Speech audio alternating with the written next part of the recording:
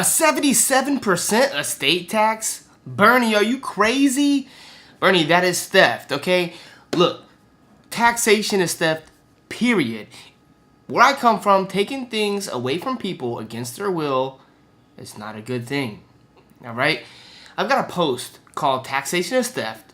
I'll link to that in the description below if you're watching this on YouTube.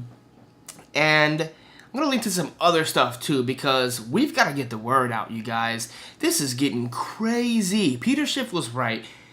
The Democrats slash socialists are going to be trying to outbid themselves in the election this year. They're all going to be promising the most free stuff, and you know they got to come up with outrageous ideas to talk about who's going to steal the most wealth from the rich. I also have another post specifically about the estate tax. I'll also link to that so you can get more information. I'm going to keep it simple, brief, and try to get straight to the point here. Of course, all taxation is theft, but the estate tax is especially theft. Of course, it only, this is according to Bernie Sanders. He expects it to only affect 0.2% of the population. So he calls it for the 99.8% act.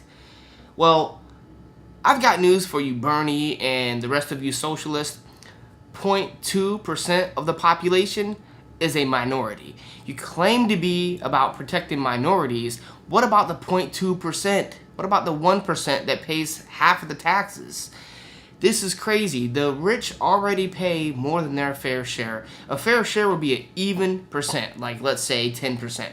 And obviously the people that make the most money would still pay the majority of the taxes because they make the most money. But it's not fair to pay more in taxes the more that you make. It's basically like the more money you make, the more other people have the right to take your money.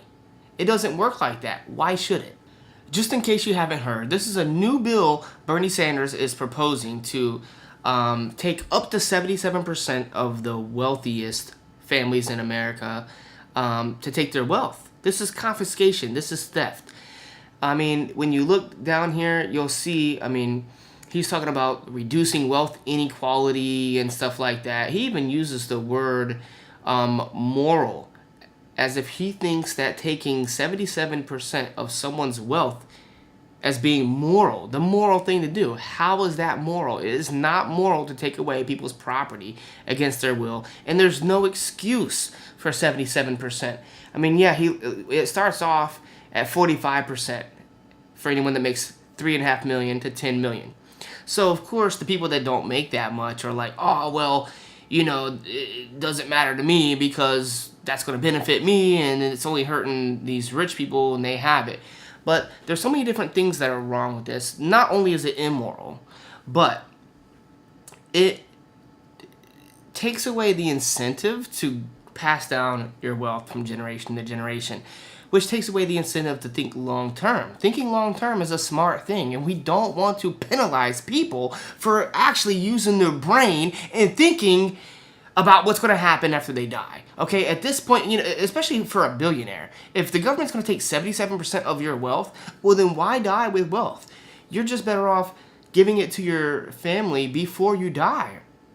There's really no incentive to hold your wealth and die with a whole bunch of money. That encourages people to blow their money rather than spend it wisely. And not that I expect Bernie Sanders to understand how math works or economics, but let me go ahead and break it down for some of you because I know that you'll be able to understand it. See, the word capitalism is used for a reason. It's because people save capital and then invest it in a way of producing value for other people. Contrary to what the left says or believes, the rich doesn't necessarily hoard wealth. If they hoard it, then they lose money because just holding on to money makes you lose money because the value of a dollar is continuing to go down, and it's expected to go down at a higher rate as we are on the brink of high inflation or hyperinflation. Just look up places like Argentina where like their inflation has been like 50% a year. You can look up Zimbabwe where they had hyperinflation and things, a million of their dollars were worthless, basically. You know, everyone was billionaires. So there's a couple of things that's wrong with this. Is one, let's say, you know, we enact this right now. Who's to say that it doesn't get worse? That's the way these things happen. It's like the saying, once the camel gets its nose under the tent, something like that. So instead of it starting at 3.5 million, they could always lower it down to 1 million. They could always increase this up. I mean, this is just getting into crazy territory. And when hyperinflation hits, let's say, I mean, things could easily double in price. They already have, but this is going to happen really quick. But let's say, you know, because things could get very, very expensive here, where it's like $1 million for a gallon of gas, like it has in other countries. Because think about all the money that we've had. These other small countries that had this hyperinflation, they had to keep all that money in their small country. Whereas we've been able to export all this debt, all this money, all across the world. When all that money starts coming back, we're going to have a flood of US dollars coming back, and which will send the prices through the roof, because the US dollar will be worth less until it's worthless. The US dollar has already lost about 97% of its purchasing power since the Federal Reserve was enacted in 1913, and it could easily lose another 90% really quickly, which means it would only have 10% of the value it has today. So the $3.5 million that it takes to get hit with this tax could essentially become the equivalent of $350,000 today. And this could just happen, and then all of a sudden everything changes. All these numbers change. Also, what capital does is it is used to provide value to the consumers. That's why the consumers, even the poor people today, have flat screens, cell phones, cars, and get to enjoy luxuries that not that long ago we didn't even have. Even the richest people in the world didn't have smartphones, cars, and everything just 150 years ago, which is a blink of an eye if you think about how many years humans have been here. And that's debatable. No one really knows. But it's a lot longer than 150 years. So it's a relatively short period of time that we've had all these things. And since then, we've not only introduced these things, but they've become so affordable that even the poorest people in America have them. And that's all because of capitalism.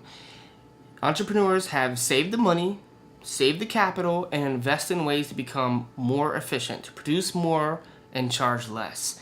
And that's what raises the standard of living for everyone. That's what builds an economy.